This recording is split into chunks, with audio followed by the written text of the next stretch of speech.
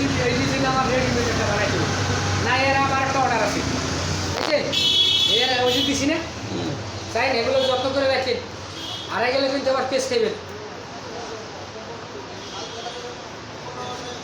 এগুলো টাকা ভারী করে এই যে শুয়ের কাজ।